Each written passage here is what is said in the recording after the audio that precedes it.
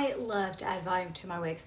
But also I love wigs that come pretty much ready to go. So that's one of the things I love about BelleTress. So this is Lauren in Sunkissed Almond R. I love the style. I've tried it on a few times. I've wore it. I love it. It does not need volume in my opinion. However, I do feel like that it needs a little bit of heat training to get the fibers to stop trying to flub my face. So I'm gonna do that and show you exactly the process I use when I'm not adding full on volume. So first thing we gotta do is we gotta put her on. And let's just take a moment for how pretty she is. Her colors are stunning. I love this wig so much. So I'm just going to, I'm not gonna worry about wig caps or wig grips or anything like that because I'm just wanting to do a little heat training on this wig. So let's just get her on.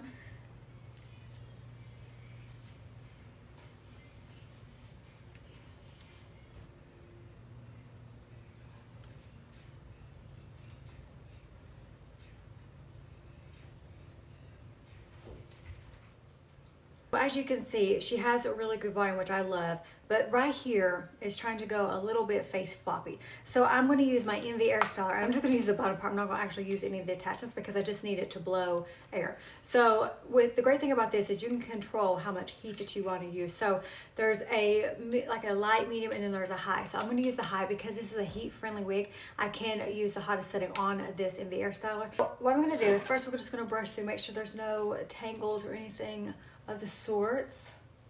So I'm just going to kind of pull it back and keep it that way. So all we're going to do is concentrate the heat right here at the front. And it just takes a few seconds. So you just need the fibers to get hot. You don't want them to burn the lace or burn the actual fiber.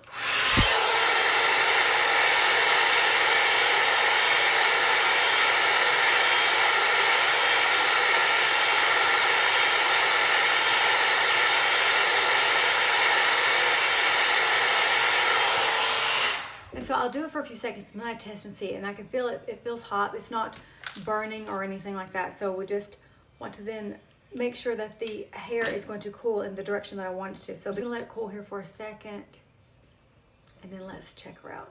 And so you can see now that this piece is not trying to fall flat in my face anymore.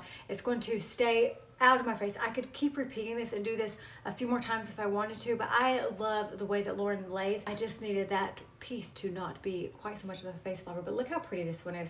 If you don't have a Lauren from BelleTress, let this be your sign that you need to do it. And just remember that if the wig isn't exactly how you want it to be, there are always things you can do to make it more yours and customize it.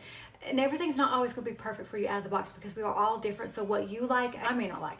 What I like, you may not like. Perception of what you like and what is perfect for you is going to be up to each individual. So I hope this was helpful. Let me know in the comments.